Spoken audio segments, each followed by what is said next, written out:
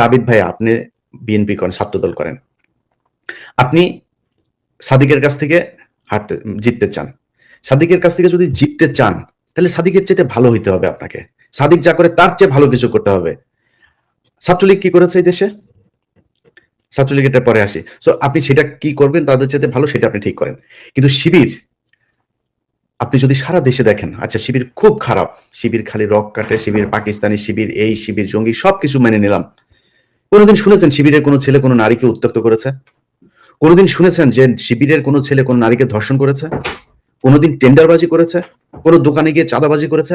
কোনো একজন ছাত্রীকে অসম্মান করে তারপরে কথা বলেছে? এখন তো ওরা আরো আপডেটেড হয়ে এসছে। আপনি এই যে মেয়ে মানুষ করতে পারবে না, হিন্দুরা জামাত করতে পারবে না, এমন মানে ট্রাম্প কার্ড খেলেছে বলতে পারবেন না। নারীরা তাদের পাশে দাঁড়িয়ে কথা বলছে। এবং আপনি ইয়েতে কি বলে হিন্দুদের আলাদা, জামাতের আলাদা তাদের শাখা খোলা খোলা হয়েছে, হিন্দু শাখা। আপনি তারা আটকাবেন কেমনে? এখন আটকাইতে হলে তার চেয়ে ভালো কিছু করতে হবে। ভালো কিছু করতে হলে ভাই আপনি ছাত্র দলের একজন ভাই। আমি বললাম না একটু আগে শুরুতেই যে আমি ভাই বিভাজন তৈরি করতে চাই না। ছাত্রদল আর ছাত্র শিবির এই 5 তারিখের আগে জেলখানায় বসে একজনের বাসার খাবার এসছে 2 ভাই ভাগ করে খেয়েছে। শিবিরের বাসা থেকে এসছে খাবার, ছাত্রদলের ভাই তার পাশে বসে সেই খাবার ভাগ করে, ছাত্রদলের বাসা থেকে এসছে, শিবিরের এরা ভাগ করে খেয়েছে। এক মুরগি নিয়ে গিয়েছে, সেই মুরগি নিয়ে জবাই করেছে, সবাই মিলে খেয়েছেন। এটাই তো ছিল আমাদের এই কয়েকদিন 5 তারিখের আগে। কোনো বিভাজন ছিল নাকি? 5 তারিখের দিন বলেছিল কে ছাত্রদল, কে ছাত্র শিবিরের, তারা আসবে জুলাই ছাত্রদের পাশে দাঁড়াবে। না, সবাই সবার জায়গা থেকে যে যেভাবে পেরেছে সেভাবে দাঁড়িয়েছে। সো আমি বিভাজন তৈরি করতে চাই না। কিন্তু বিভাজন তৈরি হচ্ছে, এখনো পর্যন্ত চলছে। আপনাদের আলাদা পলিটিক্যাল পলিসি আছে, কোনো সমস্যা নেই। সবাই আলাদা আলাদা করে আপনার মতো করে আপনি করেন। এখন ছাত্র শিবিরের আর ছাত্র দলের ভেতরে যদি নাকি মনে করেন আপনি ভালো করবেন, আপনারা ভোট দিবে, যদি মনে না করেন ভোট দিবে না। আমি ছাত্র দল আর ছাত্র শিবিরের আজকে দুইজনের পক্ষেই থাকলাম, আমার কোনো সমস্যা নাই। যে ভালো আছে তার ভোট দেন। কিন্তু ছাত্র শিবিরের কথা যদি বলি, স্বাধীনতা যুদ্ধ হয়েছে 54 বছর আগে। এই 54 বছর আগের যুদ্ধে যারা কিনা আপনি কথিত যে যুদ্ধাপরাধী হিসাবে যাদের ফাঁসি দিয়েছেন, কেন মেনে নিলাম, তারপরেও তারা তো মারাই গিয়েছে, বিচার আল্লাহ করবে একদিন। ধরলাম তারা আপনারা যা বলেন সেটাই, আপনাদের কথা মতো আপনারা দিয়ে গেলেন। তারপরে প্রজন্ম এখন যে শিবির করে, তার চরিত্রের সাথে একজন গ্রামের মানুষ যদি নাকি দেখে যে শিবিরের একটা ছেলে এত সুন্দর, তার চলাফেরা, টাকনুর উপরে প্যান্ট পরছে, 5 ওয়াক্ত নামাজ পড়ে, নিজের টাকা পয়সা দিয়া তারপরে পলিটিক্স করে, আবার মানুষের দান খয়রাত করে, কোনো টেন্ডার নাই, কারোর বাসায় গিয়ে চাঁদাবাজি করে না, দোকানে চাঁদাবাজি নেয় না, বাস স্ট্যান্ডে গিয়ে চাঁদাবাজি নেয় না, কোনো নাই। শিবিরের দখল যে করেই না, শিবির দখল করে কি জানেন? আপনি একটা প্রতিষ্ঠানের টেন্ডারবাজি করতে যান, আর শিবির যায় দখল করে, জামাত দখল করে কি জানেন? ওই টেন্ডার যে দেয় তারে যায় দখল করে, ওই চেয়ার দখল করে সে। সো মানে আপনি ওই পদে যান, শত শত ব্যারিস্টার শিবিরের, জামাতের, বিএনপি সেভাবে কয়জনকে তৈরি করতে পেরেছে? বিএনপি তো বিশাল সংগঠন, তারা সব ভারত বিরোধী লোকই তো। ধরেন এখানে 90% লোক ভারত বিরোধী, কয়েক পার্সেন্ট আছে যারা কিনা আওয়ামী লীগের সাথে আতাত করে চলে, কিন্তু তারা উপরের জায়গায় আছে। এটা হলো সমস্যাটা। তো আপনি এই শিবিরকে যে এখন যে আপনি বিট করবেন, বিট করতে গেলে তার চাইতে উন্নত আদর্শ নিয়ে আপনাকে আসতে হবে। শিবির যা করে এটাই আল্লাহর আদর্শ, এটাই আল্লাহ, এটাই বলে দিয়েছে। আমি এগুলি যদি কেউ বলে সেটা তার ব্যাপার, কিন্তু আমি যে দুইজনকে দাঁড় করাই, তাহলে কে বেশি হবে? অথচ এই শিবিরকে গেল 54 বছরে আপনি চিন্তা করতে পারেন, একটা বিশ্ববিদ্যালয়ে তাদের কোনো সংগঠন করতে দেয় নাই, কোনো কর্মসূচি করতে দেয় নাই। কারণ কি? শিবির কি করেছে? শিবির সন্ত্রাসী? শিবির খারাপ কাজ করে? যদি খারাপ কাজের সন্ত্রাসী কার্যকলাপ করে কি করে না সেটা বাংলাদেশের মানুষের কাছে প্রশ্ন ছুড়ে দিলাম। বাংলাদেশে যারা এই ঢাকা বিশ্ববিদ্যালয়, জাহাঙ্গীরনগর বিশ্ববিদ্যালয়ে যারা পড়েন, আপনাদের কাছে প্রশ্ন করে দিলাম যে নিরপেক্ষ সজ্ঞানে সুস্থ মস্তিষ্কে আপনি নিজে নিজে চিন্তা করেন যে ইলিয়াস ভাই আমার যে কোশ্চেনটা করলো, আসলে আমি এই রহিম হইল গিয়া ছাত্রলীগ আর করিম হইল গিয়া ছাত্র শিবিরের, দুজনের মধ্যে চরিত্রটা একটু চিন্তা করি তো, যে কার চরিত্রটা কতটুকু ভালো, কে কতটুকু ভালো মানুষ। দুজনের কাছে কালকে সকালে যায়েন তো, যায় বলেন ভাই আমি এই বিপদে পড়ছি, ভাই আমার একটু হেল্প করতে হবে। দেখেন তো কার কাছে আপনি মানে বিনামূল্যে সহযোগিতাটা পান। এটা আপনি ঠিক করে নিয়েন। এই দেশে ধর্ষণের সেঞ্চুরি হয়েছে। এই দেশে প্রকাশ্যে আমার চোখের সামনে কুপিয়ে বিশ্বজিৎকে খুন করা হয়েছে। এই দেশে শুধুমাত্র একটা ভারতের বিরুদ্ধে ফেসবুকে পোস্ট করার কারণে একটা মেধাবী বুয়েটের শিক্ষার্থীকে পিটিয়ে হত্যা করা হয়েছে। আপনি চিন্তা করেন তো, আপনার মা এখনো যদি, যখন তার ছেলের কথা মনে হয়, মৃত্যুর আগের দিন পর্যন্ত, মানে আগ মুহূর্ত পর্যন্ত, জীবনে কি কোনোদিন সে তার সন্তানের কথা ভুলতে পারবে? ছাত্রলীগ সেটা করেছে। এই দেশে এমন কোন অপকর্ম, ছাগল চুরি পর্যন্ত এই ছাত্রলীগ করেছে। সার্চ দেন, ছাগল চুরি করতে গিয়ে ধরা পড়লো ছাত্রলীগ কর্মী, দেখেন নেতা, দেখেন আপনি এখন গুগলে সার্চ দেন, এখন নিউজ পাবেন। এটা তারা করেছে। তাদের সন্ত্রাসী তো তারা, নিষিদ্ধ হওয়ার কথা ছিল এতদিন, তারা হয় নাই। নতুন একটা বাংলাদেশ এটা, যেখানে শিবির তার যে কর্মসূচি সেটা করার সুযোগ পেয়েছে। শিবির ভোট চাইতে পারে। শিবির এখন, আমি জানি না, আমি তো মানে ভবিষ্যৎ লিখতে পারি না, আমি জানি না যে শিবির কালকে পাশ করবে নাকি আবিদ পাশ করবে, আমি জানি না। যাদেরকে আপনারা যাকে ভোট দেবেন সে পাশ করবে। কিন্তু যদি নাকি এই গেল এত বছরের যেই দায়, এই যে শিবিরকে যেভাবে চেপে রাখা হয়েছে, যেভাবে মিথ্যা অভিযোগ তুলে তারপরে তাদের উপরে যে দমন পীড়ন নির্যাতন করা হয়েছে, আপনি গেল এই 5 বছর যদি নাকি হিসাব করেন, 14 সালে নির্বাচনের পর থেকে আপনি হিসাব করেন, শিবির করা মানে এটার কোনো বিচার নাই ভাই। একটা নারীকে আপনি রোজা ভাঙিয়ে তারপরে ধর্ষণ করেছেন, আর অপরাধ তার স্বামী শিবির করত। এটাই তো বাংলাদেশ। এই দায় মোচনের সময় এসেছে।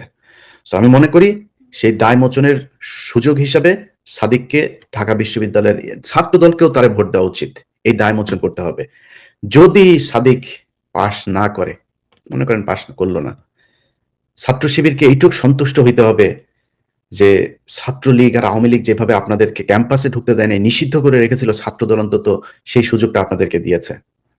অতএব এইটুক বাস্তবতা মেনে নেন, মেনে নিয়ে ধৈর্য ধরে আপনাদের দুই দলের ভেতরে যখন কিনা এই কম্পিটিশন চলবে, তখন আপনাদের এই দলে কিছু ওই দলে কিছু ভাগ করে করে এই ছাত্রলীগ এগুলো ঢুকবে। ঢুকার পরে দেখবেন আপনারা একটা কর্মসূচি দেবেন, সেই কর্মসূচিতে ও তো ছাত্রলীগ করে, ওর মাথায় আছে ওই পারে হলো আমি, ও এখন ছাত্র দলের পক্ষে আছে, ওই পারে আছে হলো ছাত্র শিবির। ওরা তো ছাত্র শিবির পাইলে ওরে পেরাইতে, বেদম পেরে মেরে ফেলতে হবে, কোপাইতে হবে। ও কোপাবে, দোষ যাবে হচ্ছে ছাত্র দলের উপর। ছাত্র শিবির তখন সেটার প্রতিশোধ নেবে। ছাত্র দল আমাদেরকে, ছাত্র শিবির প্রতিশোধ নেবে। ছাত্র দল আরেকজনকে মারার জন্য ঘুরবে, চেষ্টা করবে, হয়তো সফল হবে। এইভাবে চলবে। একটার পর একটা ঘটনা ঘটতে ঘটতে ঘটতে চরম মুহূর্ত যাবে, তখন আপনাদের দুই দলের ভেতরে এই ভাঙন তৈরির ফাঁকে আওয়ামী লীগ আবার ঢুকবে। সো সেই সুযোগ আসলে ই করা যাবে না, হইতে দেওয়া যাবে না।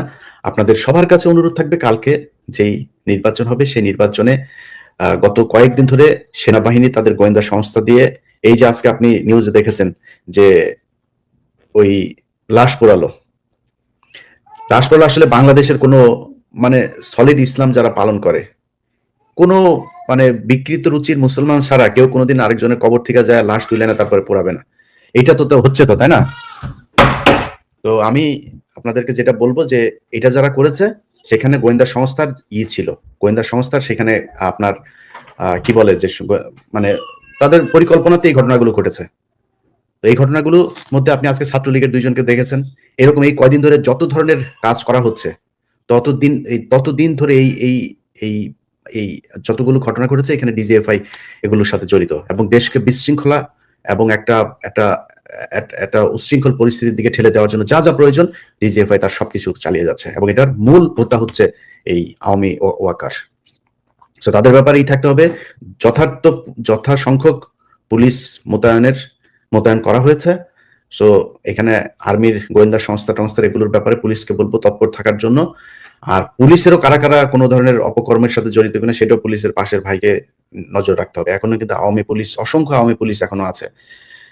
কোদাবক্স আর হচ্ছে আইজিপি দুইজনে মিলে এখন পর্যন্ত পুলিশের সেই রিফর্ম করতে পারে নাই, সেই পরিমাণের সংখ্যক যারা এতদিন চাকরি পায়নি তাদেরকে তারা চাইলে পুলিশে ঢুকাইতে পারতো, ঢুকায় নেই। এখনো অনেক পুলিশ আছে তারা এই স্বৈরাচারের দোষর স্বৈরাচারের হয়ে কাজ করেছে, তারা আছে।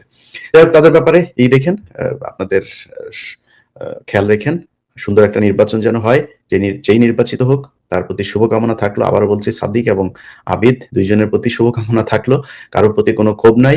আল্লাহর ওয়াস্তে বিএনপিকে বলবো, বিএনপির হাইকমান্ড, সর্বোচ্চ হাইকমান্ডও বলেছেন যে আপনাদের মিটিং গুলোতেও বলা হয় যে ইলিয়াসের সমালোচনা সহ্য করতে হবে। আপনাদের সর্বোচ্চ ব্যক্তিও কিন্তু আপনাদেরকে এগুলো বলেছে। তো আপনাদের সেই মিটিং এর যারা ছিলেন তাদের মুখ থেকে শোনার কথা আপনারা আমার চেয়ে ভালো জানেন। তো আমরা ভাই যে সমালোচনা করি, আমরা বিরানি আলমদের মতো বিতৃষ্ণা, বিরোধ, বিভক্তি তৈরি করার জন্য বলি না। আমরা যেটা বলি সেটা আপনাদের ভালোর জন্য বলি। আপনি যদি মনে করেন আজকে শিবিরের বিরুদ্ধে এই 71 দিয়া আপনি জিতে যাইতে পারবেন, তাইলে ভাই আওয়ামী লীগ এই দেশ থেকে যাইতে হইতো না। বিএনপি যারা আছেন ছাত্রদলের, যেই ব্যক্তি ছাত্রদল করেন তিনি আমার কথাগুলি মাথায় রাখেন যে আমি যদি নাকি আপনাকে মানে উঠাইয়া দিতে চাই তারপরেও পারবো না, যতদিন আপনার ভেতরের যেই আপনার একটা পদ পাইতে গেলে কয় টাকা দিতে হয়, কি করতে হয়, এগুলো আপনি আমার চেয়ে ভালো জানেন। আর শিবিরের একটা পদ পাইতে গেলে কি করতে হয় ভাই, শিবিরে আমাদের, আমি নিজে বলেছি যে আমরা সামনে নির্বাচনে যেইভাবে হোক বিএনপি কে আসতে হবে ক্ষমতায়। বিএনপি কেন আসতে হবে? কারণ আমরা এই মুহূর্তে ইসলামী কোনো দলকে অ্যাফোর্ড করার মতো সেই অবস্থা, সেই পরিস্থিতি বাংলাদেশে নাই। এটা যদি হয় বিদেশিদেরকে বোঝানো হবে যে এই যে সে জঙ্গি-টঙ্গি সব এরা ইসলামী দল ঢুকে গিয়েছে। বিএনপি আসুক, তারপরে এবার বিএনপি ভুল করবে, অনেক ভুল হবে, এই দেশের মানুষের প্রত্যাশার শেষ নাই। প্রত্যাশা পূরণ করতে পারবে না। না পারলে কি হবে, পরের বার জামাত আসুক, আমার কোনো সমস্যা নেই। এবার চেয়েছি আমি। সো আপনাদের আমি চাই আসেন। কিন্তু ভাই সমস্যার সমাধান করতে হবে। জামাতের একটা কাউন্সিল হয়, সেখানে কেন মারামারি হয় না? চেয়ার ছোড়াছুড়ি হয় না কেন? পদ নিয়ে কেন কখনো কাড়াকাড়ি হয় না? তার কেন টেন্ডারবাজি করতে হয় না? সে কেন নিজের পকেটে টাকা দিয়ে রাজনীতি করে? এই জিনিসগুলি আপনাকে প্র্যাকটিস করতে হবে। সো এটা যদি প্র্যাকটিস করেন, আপনি আমার অনেক পছন্দের দল। আপনারা ভালো করবেন, আপনারা ক্ষমতায় আসবেন, কোনো সমস্যা নাই। সেটা তো করতে হবে ভাই। আপনার যদি এখন এই পদ পাইতে গেলে যদি নাকি রাকিব সাহেবকে পয়সা দিয়া, রাকিব সাহেবকে নারী দিয়া খুশি করে তারপরে পদ পাইতে হয়, তাহলে সমস্যা। এইভাবে তো আপনি একটা দলকে ভালো জিনিস পাবেন না তো। তখন আপনি যখন টাকা দিয়ে তার কাছ থেকে পদ নিবেন, আপনি তো টাকা কামাবেন, টাকা পাবেন কোথায়? চাঁদাবাজি করবেন, টেম্পো স্ট্যান্ডে, বাস স্ট্যান্ডে, যা যা বলা হয় আপনাদের বিরুদ্ধে, এগুলো তো হচ্ছে। আমরা স্বীকার করি আর না করি, আমরা বলি আর না বলি, এগুলি হচ্ছে, মানুষ দেখছে। আপনারা একটা জেলার মধ্যে ৩টা ৪টা মানে পক্ষ, কোনো না কোনো পক্ষ করছে চাঁদাবাজি, বিএনপির নামেই করছে। তারেক রহমানের কাছে খবর যাওয়ার সাথে সাথে সে ই করছে। আপনি দেখেন চাঁদপুরের ঘটনা ঘটলো, আমার বাংলা এডিশনের ক্যামেরা নিয়ে গেল, তারপরে সেটা নিয়ে মানিক ভাই চাঁদপুরের জেলা সভাপতি, সে আমার বললো যে ভাই আমরা এখনই ব্যবস্থা নিচ্ছি, এই সেই। কোনো ব্যবস্থা নেয় নাই, কোনো ব্যবস্থা নেই। মামলা হয়েছে, ওসিরে দিয়ে, যে ওসির বিরুদ্ধে অভিযোগ সে ওসিরে দিয়ে আসামি ধরানো যাবে, একজনও ধরে নাই। চাঁদপুরের এসপি সাহেব বললেন ভাই আমরা অভিযান চালাচ্ছি, ইটস বিন 7 days, হয় নাই, কিছুই হয় নাই। তো এগুলি শয়তানি। এখন এই করে শুধুমাত্র আপনার বরখাস্ত টরখাস্ত, লন্ডনে খবর যাচ্ছে, গেলেই তিনি বরখাস্ত করে দিচ্ছেন। বরখাস্ত করে হচ্ছে না তো, কাজ হচ্ছে না, কারণ আপনাদের সংখ্যাটা এত বেশি। এই পলিসি থেকে বের হইতে হবে। সিস্টেম যদি চেঞ্জ না করেন, তাহলে তো আপনি টাকা দিয়ে রাজনীতি করতে পারবেন না। শিবির জামাত টাকা, পকেটের টাকা দিয়ে একজন রোকনকে তার ইনকামের 5% একদম অটোমেটিক তার ব্যাংক থেকে ওখানে তার দিয়ে দিতে হয়। সে যদি সরকারি বেতন পায় 50,000, তার ওখানে 5% দিয়ে দিতে হয়। তা এটা করে রাজনীতি কেন করে, এটা আপনাদের খুঁজে বার করতে হবে। যে তাদের এই আচরণ কেন, তাদের কেন সমাবেশে মারামারি হয় না, তাদের কাউন্সিলে কেন একজন পদ পেলে সে কান্না করে, আর আপনাদের পদ পায় নাই দেখে তারপরে মারামারি করে, এটা কেন? এটা তাদের কাছে শিখেন, সমস্যা নেই তো, ভালো জিনিস শিখতে তো সমস্যা নাই। দায় মোচনের নির্বাচন ডাকছো, এটা বলার একটা বিশেষ কারণ আছে। আমি বেশ 15 দিন আগে হবে আমি বলেছিলাম যে ছাত্র দলের যে প্রার্থী আবিদুর রহমান, আবিদ খান, তো সে এবং ছাত্র শিবিরের যে প্রার্থী সাদিক কায়েম, এই দুইজন আমার দুইজনই পছন্দের প্রার্থী। তাদের ব্যাপারে দুজনের জন্য শুভকামনা জানিয়েছিলাম।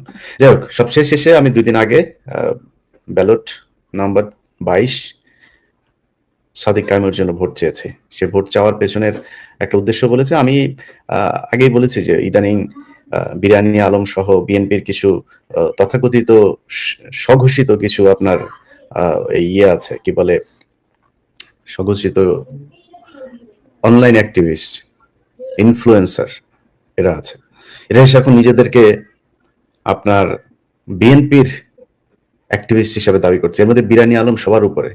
কয়েকদিন আগে টকশো করে তারপরে বলেছিল যে সে ইয়েরে চেনে না, কি বলে, ওই যে তারেক রহমানকে নাকি সে চেনে না। ওই যে মনির হায়দার সে পাশাপাশি বসে টকশো করছে, বলছে ওই যে লন্ডনে যেন কি থাকে, উনি কি বিএনপির চিনেই না, এরকম একটা ভাব ধরে তারপরে সে কথা বলছিল।